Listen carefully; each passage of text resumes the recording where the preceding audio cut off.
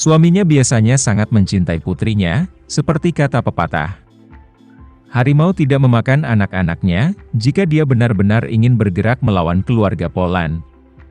Maka setidaknya dia tidak akan membiarkan putrinya mengikuti mereka. Apalagi, dia merasa suaminya tidak punya cukup motif untuk melakukan kejahatan itu.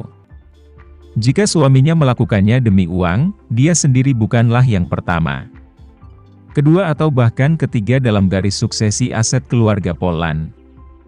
Bahkan jika semua anggota keluarga Polan meninggal, sebagian besar aset keluarga akan diwarisi oleh cucu yang masih hidup. Dan dia, sebagai suaminya, hanyalah ahli waris yang sah dari bagian warisannya.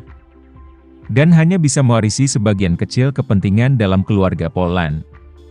Jadi jika dia melakukan ini, itu akan lebih merupakan suap bagi orang lain. Kecuali dia membunuh anggota keluarga Polan yang hadir hari ini. Dan kemudian membunuh cucu keluarga yang tersisa juga. Namun, jika dia benar-benar melakukan ini, polisi AS dan FBI tidak akan pernah tinggal diam. Bagaimanapun, seluruh anggota keluarga dekat semua sudah mati. Dan akhirnya, hanya menantu laki-laki yang ditinggalkan untuk mewarisi kekayaan keluarga. Orang bodoh tahu bahwa pasti ada sesuatu yang salah di sini. Karena itu, suaminya tidak mungkin melakukan hal bodoh seperti itu, menurutnya.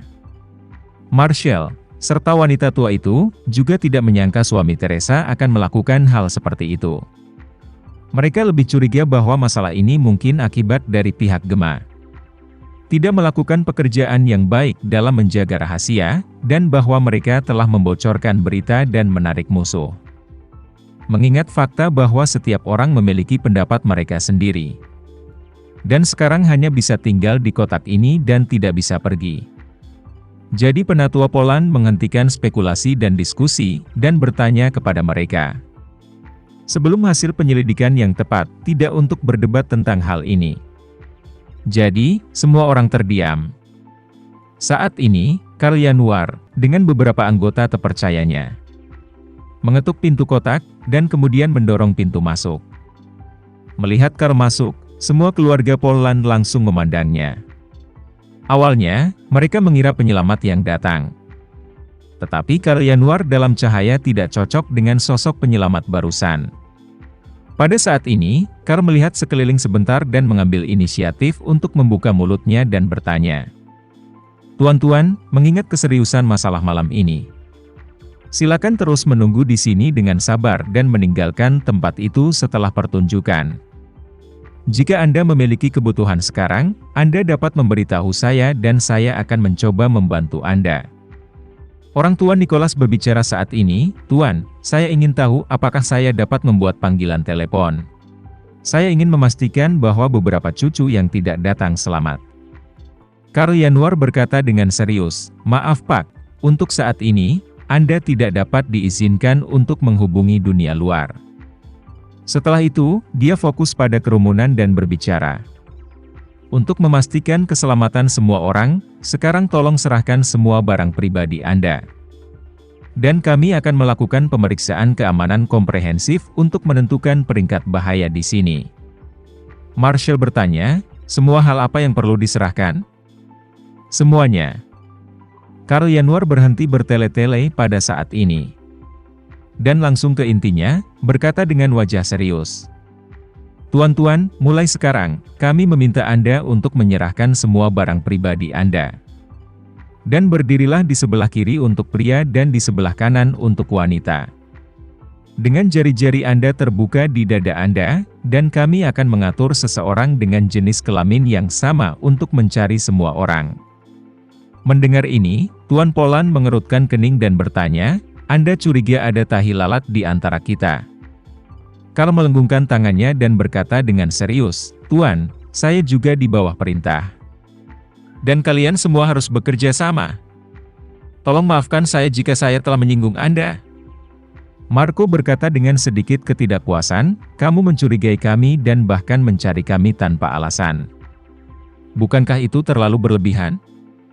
Jangan lupa bahwa kita adalah korbannya. Selain itu, kamu tidak terlihat seperti polisi. Siapa yang memberimu hak untuk menggeledah kami?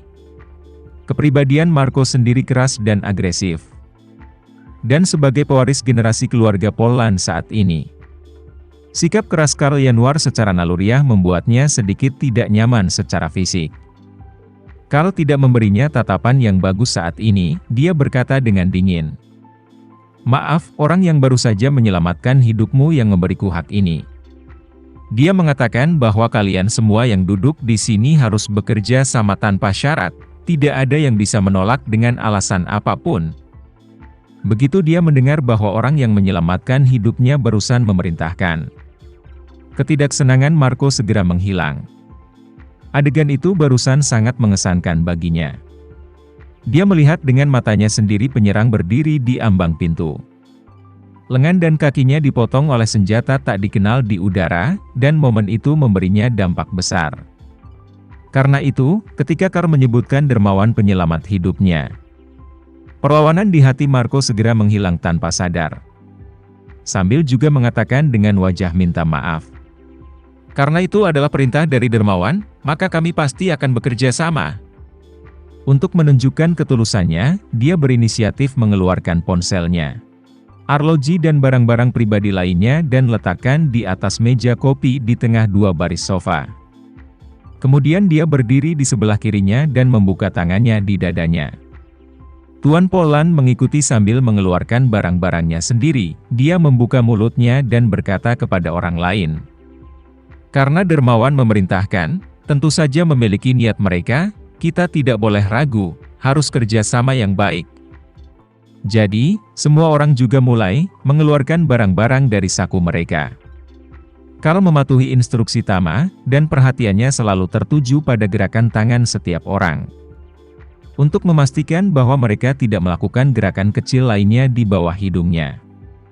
Menurut spekulasi Tama, jika peralatan pelindung telah dibawa oleh anggota tertentu dari keluarga Polan, maka dia pasti tidak akan memiliki kesempatan untuk menyingkirkan peralatan itu.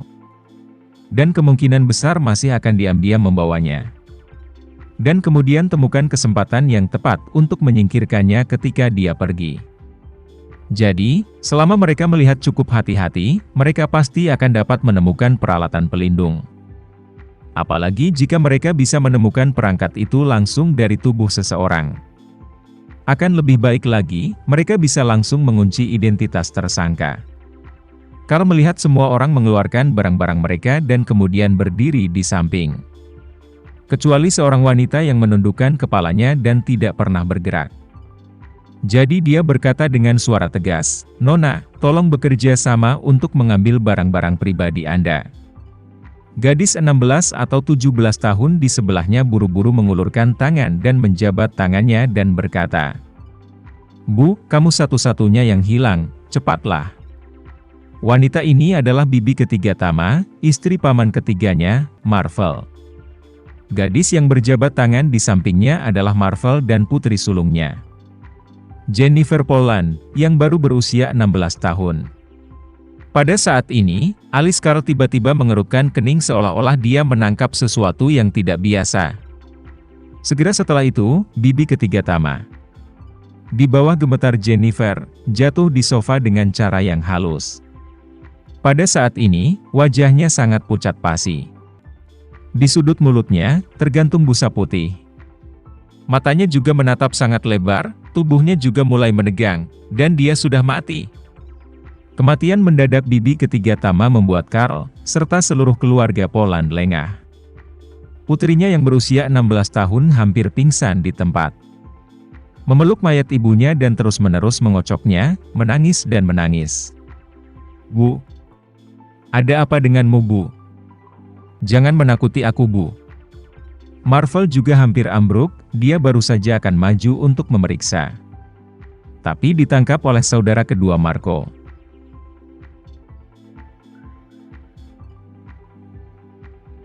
Sekian dulu ya video kali ini, kita lanjutkan lagi videonya di lain waktu. Oh iya, bagaimana menurut kalian? Semoga bisa sedikit menghibur kalian semua. Untuk teman-teman yang baru nonton jangan lupa subscribe ya hehehe. Dan kalau teman-teman ada yang ingin gabung langganan bisa langsung gabung saja untuk dapat fitur yang menarik dan sedikit membantu Mimin. Terima kasih banyak sudah menonton, sampai jumpa lagi, bye.